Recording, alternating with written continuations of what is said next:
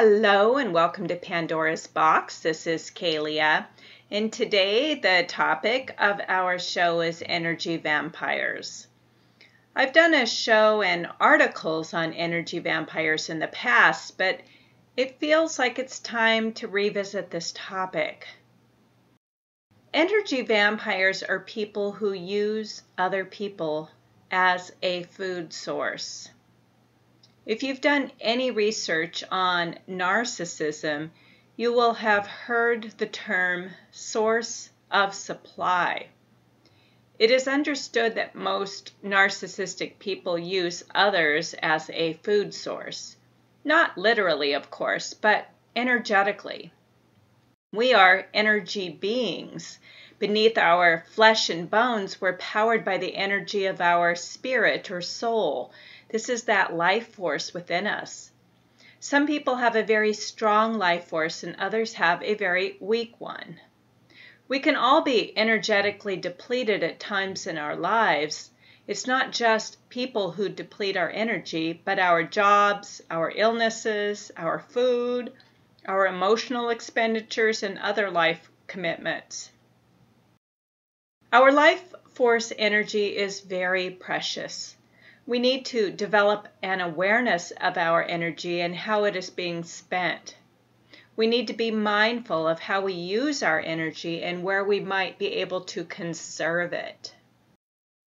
When we are energetically depleted, we naturally attempt to refuel ourselves, to get our energy reserves back, which may include eating highly nutritious food, getting out in nature, taking a vacation, resting and sleeping more, and perhaps getting massage or energy treatment of some kind. There are also not so healthy ways of getting our energy needs met, such as fueling up on caffeine and sugar, or taking drugs, or borrowing or taking energy from other people. Human beings are constantly engaged in an energetic dance with each other. We all give and take energy from each other. We do this both consciously and unconsciously. We may reach out to a friend when we're feeling down, or allow someone to wait on us when we're sick, or get into an argument with someone close to us when we're feeling powerless.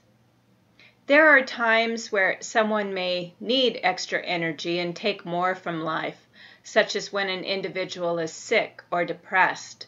And there are times we give more energy to someone in need. But if we're always taking or always giving, there's an energetic imbalance. This is why we need to be very mindful of our energy levels. An energy vampire is a taker. He or she consistently takes energy from others. Usually by the time someone becomes an energy vampire, that person has lost the ability to draw nourishment from life itself, from nature, from love, and from the God source within. One may be highly religious and claim to have a strong relationship with God or the divine, but still be an energy vampire. And this indicates a failure to actually draw nourishment from the source of life itself.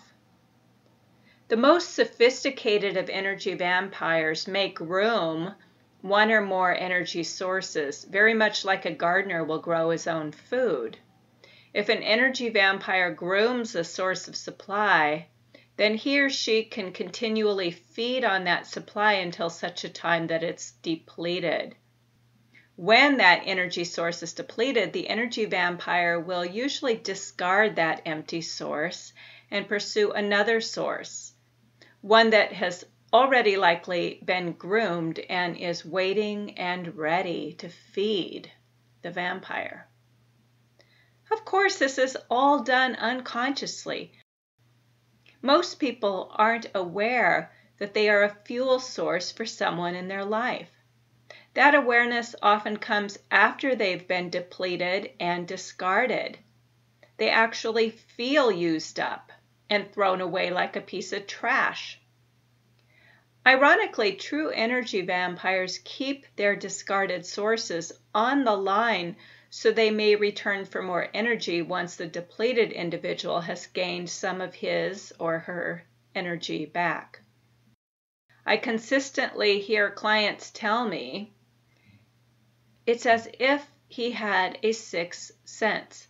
I was just starting to feel strong again, and I got that text or phone call, and it all started over again. He told me that the other person didn't really mean anything to him. It was me that he loved. It was me that he wanted. We can be real suckers when it comes to energy vampires. When we don't realize our role, an energy source, and we romanticize the relationship and believe it's about love, we unconsciously enter a cycle of being used up and discarded, used up and discarded over and over again. A typical energy vampire will bounce back and forth between energy sources and have several relationships going at once in various stages. The irony is that when you've been a victim of an energy vampire, you are at risk of becoming an energy vampire yourself. This is because you are so depleted energetically that you reach out to others looking for food, and this is also done unconsciously. There's nothing wrong, of course, with reaching out to a friend and letting that friend know that you're in trouble and need some support. But when we tell the same story over and over again and we aren't moving forward because we're stuck in a place of depletion, we drain our friends and family. It's not that we mean to do this. Most victims of a vampire would be horrified if they realized that they are draining others. Now, in vampire folklore, blood is the life energy that is taken. Blood, of course, represents our life force. A vampire can only enter through an open window. That window is an invitation. The vampire usually has a seductive quality, and the victim willingly exposes her neck. Once she is bitten, she herself becomes a vampire and must prey on the lifeblood of others. Vampires are considered to be immortal and don't die, unless, of course, they don't get their fuel. They are completely dependent upon the lifeblood of others.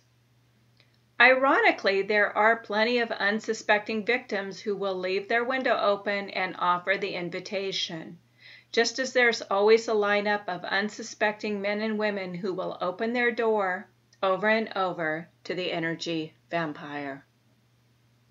The open window represents not only an invitation, but it is the doorway to your soul. When you leave your window open for the vampire to enter, you are giving him access to your soul. Your exposed neck represents your vulnerability. You're showing the vampire your weakness so he can use it against you. So many women I work with tell me, I told him everything about me. I told him about my fears, my insecurities, all of my soft spots, and then he turned around and used them to hurt me. Using your weaknesses against you is a way that an energy vampire takes your energy. When you have that feeling like you've been punched in the gut, this is energy loss. When you feel that drop in energy as a result of something said to you that was really cruel and attacking, this is energy loss. We can equate energy loss with soul loss.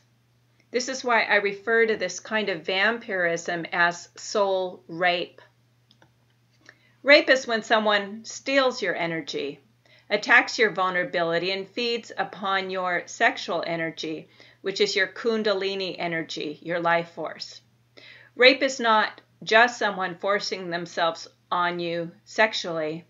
Make no mistake, rapists are vampires, stealing your life force energy and depleting you in one incident, completely depleting you in one incident. With rape, the rapist moves in and takes all of your life force energy, draining your cup all at one time.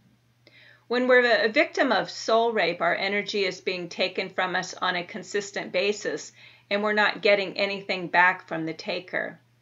We often don't realize that we aren't getting anything back because we are lost in the illusion of romance and believe we're getting love. But the truth is, there's no love here. Love doesn't take from you. Love gives to you. If you're being depleted by a relationship, it isn't about love. There's a toxic dynamic in play, and if you don't get out, you'll be completely taken over and drained. One big question you might be asking is, why am I addicted to the person who is taking from me? Why do I keep leaving my window open, hoping he will come in? Good question. If you think about it, energy vampires need to be pretty seductive in order to get their sources to expose their neck. One who exposes her neck believes she's getting love and romance, but she's getting bitten instead and drained of all her energy. There is an illusionary reality created by the one who leaves her window open. It's based on fantasy, a belief that she has an authentically loving relationship with the vampire. There's an unwillingness to let go of this fantasy and see the truth. This fantasy is also a belief. Most of my clients will tell me, I believed that we had something really special. I believed we were soulmates. I believed we were destined to be together. But sadly, these are just beliefs that have no basis in reality. The reality is an authentic relationship is based on both give and take. There is an energy exchange. This is not the case with an energy vampire. An energy vampire is a taker. I've also talked in the past about intermittent reinforcement in relationships and how this dynamic contributes to forming addictions. When you receive doses of affection, gifts, sexual attention, a phone call, text message, or compliments, you may find yourself waiting with bated breath for the next reinforcement. This produces an environment of waiting for the good stuff. Because the attention is intermittent, it becomes like crack cocaine to the recipient, leaving her wanting more and more. When attention is withdrawn, one may experience feelings of abandonment, fear, loneliness, uncertainty, insecurity, jealousy, and a host of other symptoms. But when the attention is given once again, there is a relief of symptoms and reinforcement that he or she is really loved. A sort of punishment-reward system is set up. The dance between feeling abandoned, ignored, mistreated, and fearful one moment and feeling relieved and loved the next creates instability in the relationship. And the one who is being abandoned focuses more of her attention on getting what she wants by attempting to avoid the punishing behavior and get more of the rewards. The punishment and reward system can be interpreted as a sign that you are either good or bad. Because in the moment of reward or punishment, you are perceived this way. Because of deep core wounds established in early childhood, being ignored and avoided may produce a feeling of, I am bad. There's something wrong with me. And being shown attention and love may produce a feeling of, I am good. The behavior of the energy vampire is taken personally, and the victim of the energy vampire is drained by the inconsistency of behavior. Once the victim is energetically depleted and the energy vampire moves on to his or her next victim, the former victim may still find herself waiting for the positive reinforcement. She may be waiting for that phone call or text message. She may be waiting to see proof that she is loved and valued. Whatever the reason she's still waiting, unable to really wrap her mind around the possibility that the user has used her up and withdrawn all attention. When we get just a little bit of attention, or attention on a very sporadic basis, we begin to crave it like a thirsty person craves water. When the attention is completely withdrawn, there's still an air of expectation in place due to the past history of intermittent reinforcement. A woman may tell herself, "He will be back. He always comes back." Of course, there may be a part of her that doesn't want him to come back because she knows consciously how damaging this relationship is, but the addiction is stronger. Many people will tell me, "I pray he or she doesn't come back because I'm afraid if he shows up or she shows up at my door acting all sweet and kind, I'm going to buckle. I'm not going to be able to resist it." If you find yourself struggling with this kind of addiction to an energy vampire, remember that the relationship is and has always been one of energy extraction. You have only ever been a battery used to fuel the vampire's agenda. You may believe you received a lot from that relationship, but it will be important to write down on paper what you actually did receive. What did you really get from this? And be honest.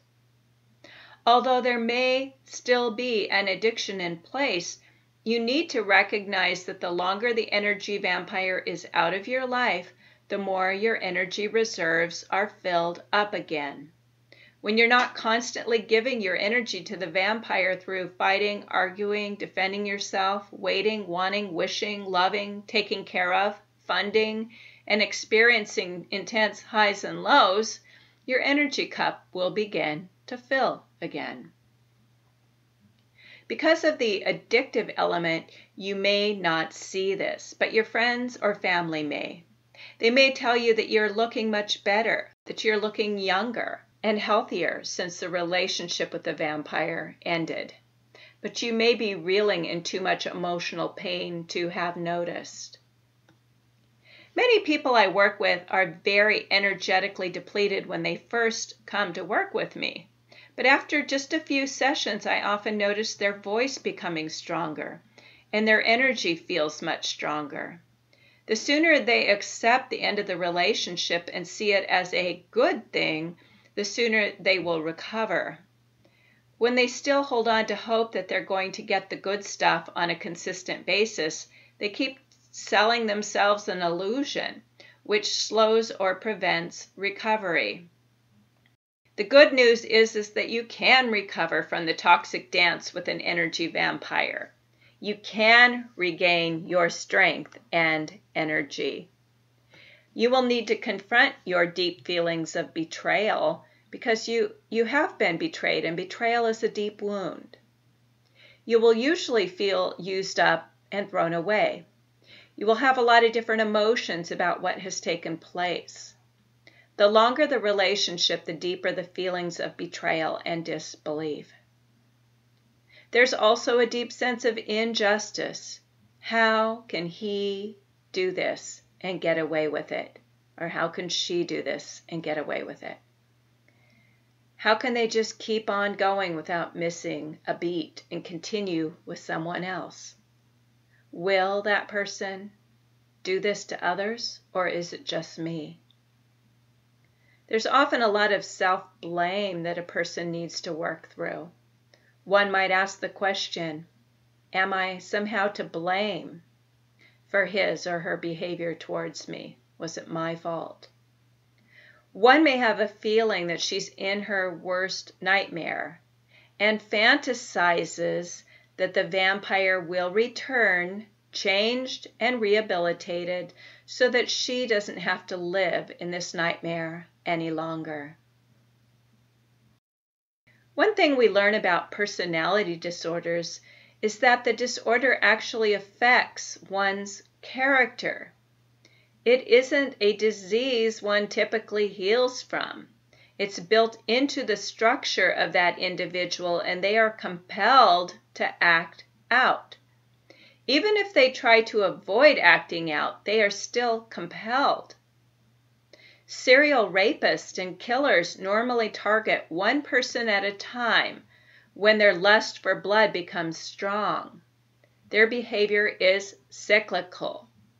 They can seemingly be living a normal life, but when the urge to act out takes them over, they don't seem to have control over it. There's a strong compulsion to rape or murder in their sick, methodical ways. Ted Bundy, a serial killer from the 70s and 80s, volunteered at a crisis clinic in Seattle and was considered one of the best when it came to talking someone out of committing suicide. On one hand, he was admired and seen as a great person. He was saving lives. But when the compulsion hit him, he would target his next victim and take her life. The sociopathic rapists and murderers are the greatest vampires on the planet. They physically harm and kill other human beings without a conscience. What we need to understand is that the narcissists and other cluster B personality disordered individuals have the same cyclical compulsion, and these cycles are destined to repeat themselves over and over. The method of acting out is different for each vampiric personality, but you can be sure that they will continue to act out. Someone who is this disordered can't just decide to stop acting out. They don't seem to have that kind of self-control. Some vampiric personalities may tell you that they will stop the bad behavior, but they don't. They can't. There's something within their personality structure that drives them. There's no love that is great enough to change this. It is true that love can heal all wounds, but your love will not heal the vampire. It will heal you. Love can only heal another person if they can let it in. And most vampires have such a huge wall around their heart that no force outside of them could ever penetrate it. We like to believe we can be the hero in the life of the disordered personality, but we are not that powerful. We're not powerful enough to remove a lifetime of scar tissue around the heart. That heart is hardened beyond our ability to repair it. If you're living a fantasy that you are the one whose love will transform the villain into the hero, it's time to let that fantasy go. The only transformation you will experience is your own. Bring your attention back to yourself. If you were starving and had wasted away physically, you would know that to heal yourself, you would need to begin fueling your body again with good, high-quality nutrition. The same method of healing is needed for your emotional and physical energy. You have to really learn to feed yourself. Feed yourself on all levels, and find yourself worthy of feeding. Feeding yourself physically is an important step. You need to nourish your body with whole plant foods because the energy of plants is the highest on the spectrum of foods available for healing and nourishment. They carry the highest vibration. If we want to increase our energy, we need to eat more plant foods, more fruits and vegetables, green smoothies, freshly pressed juices, and lots of leafy greens, preferably in their raw form, either in salads, juices, or smoothies. The second thing is to get out into nature as often as you can. Go for a walk, breathe the fresh air, listen to the birds. You can draw nourishment from nature. She is the ultimate giver of life. Eat from nature and spend time in nature. The next thing is to conserve your energy. Many people become agoraphobic during the first stages of recovery, and there's actually a reason for this. Psychologically, it's due to post-traumatic stress disorder, which causes panic and anxiety if you go out in public. Often this stems around the fear of seeing the vampire or someone associated with him. Victims become reclusive and avoidant, but this is usually temporary. You actually need to withdraw your energy from the world.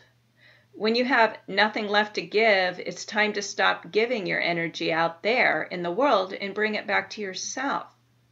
You need to be able to fill your own cup before you're able to fill the cup of others. When your own cup is overflowing, you give to others from the overflow. Never give from a near empty cup, because you are of no good to others when you have an empty cup. The first rule of recovery is fill thy own cup. Another important rule is give no more to the vampire. Close the door, close the window, cut off all contact, and refuse to be a source. Don't fool yourself into believing it will ever be different. It is safe to assume it won't be. Learn from your experience. This is a great learning opportunity. You can learn how you gave your power away and how you allowed yourself to be energetically depleted. When you can learn from your experiences, you can stop being a victim and start being empowered. After your initial researching phase, stop giving any attention to the vampire, including researching narcissism and everything else around it. Once you realize what you are dealing with, you need to trust in your own knowing. Trust in the newfound knowledge and awareness, and begin focusing your energy on your own healing. People in the support forums for narcissistic abuse will often focus entirely upon the narcissist or vampire and what he or she did or are still doing, or what that person is, or what a no-good piece of crap that person is, or how they're missing out, or what's going on with a new source of supply. There's a lot of focus around the narcissist. Although obsession with the perpetrator is common in the beginning stages of healing, you will recover much quicker if you can bring your attention back to yourself and what you need to heal. You may need some counseling, someone who will give you their undivided attention. We often burn out our friends in situations like this, and it isn't the friend's fault. They often don't understand because they haven't had this experience. The friend will quickly grow tired of hearing about your relationship gone bad, but isolating yourself without support isn't good either. Making the investment in yourself and working with someone who understands the effect of personality disorders and vampiric energy is very valuable to your recovery. A lot of people are concerned about money because when you are energetically depleted, it often results in financial depletion. Just understand that the money you spend in therapy, if it is a good therapist, will also help you to recover financially. When you can budget for a certain amount of professional support, it will be money well spent. You need to find yourself worthy. You are worth the support from therapy. You are worth buying good organic food. You are worth that book or that download. You are worth your recovery. Energy vampires will go on being vampires. They will go on extracting the life force of whoever leaves their window open. You can't change that. But you can stop being a victim of such things and learn how to take care of yourself and protect yourself. If you would like my support in your recovery, know that I'm here for you. I'm here to help you. I offer a package of 4 sessions at a discount, and just 4 sessions can make a huge difference in your moving forward. I keep my prices low in comparison to most coaches and counselors so that I'm accessible for those who really need the support. You can contact me through my website at narcissismfree.com, and you can also book a session online. Thank you for listening. Be empowered, and I'll see you next time.